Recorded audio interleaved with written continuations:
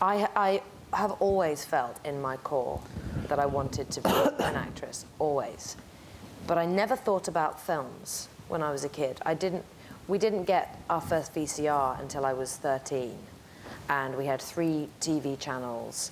And I remember being taken to the movies maybe 4 times by either one of my parents as a kid, that we just didn't have very much money. So I didn't really understand the concept of being an actress in films. It was something that Judy Garland did. And so I always thought that if I was lucky enough for it to work out, I would be on the stage. And actually, when I was cast in one episode of a TV series in England when I was 16, my God, that was a huge deal. That was a huge deal. An episode of a TV series, and it paid me equity minimum, that was a lot of money for me in those days. And how I began, though, even though I was 16, being cast, this small part in this TV series, and a year later I was cast in Heavenly Creatures, which was the first film I ever did. Prior to that, I'd been auditioning a lot between the age of about 12 and 15, and I never got the parts, never.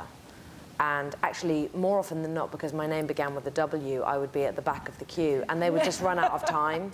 So everyone from kind of T onwards would just be sent home, and you wouldn't even get a look in.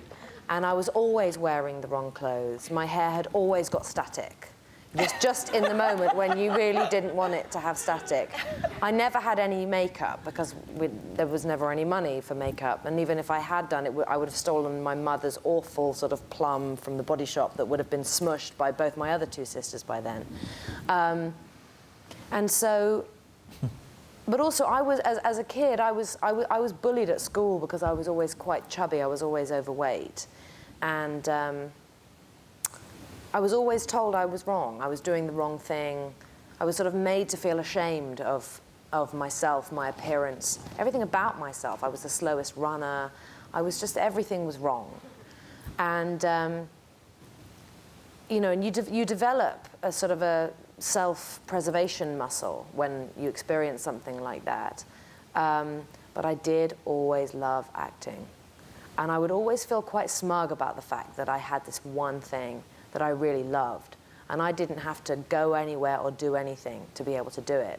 I could literally close my bedroom door and just go on ahead and do it in the mirror if I felt like, for hours at a time. I could practice making myself cry. I could practice doing on-screen make-out sessions. I could just do it.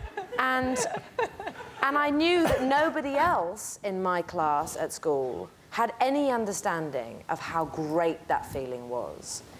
And that, honestly, is something that I have always hung on to, no matter what.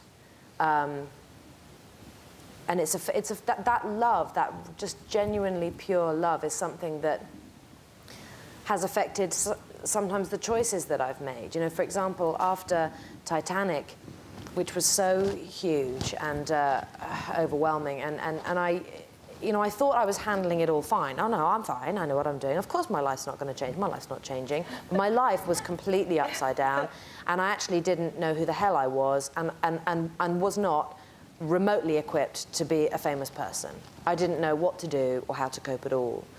And in actual fact, that was when the determination to choose the things that I really loved and really believed in, above and beyond everything else, that is when that really began, because it meant that I could preserve my love of acting.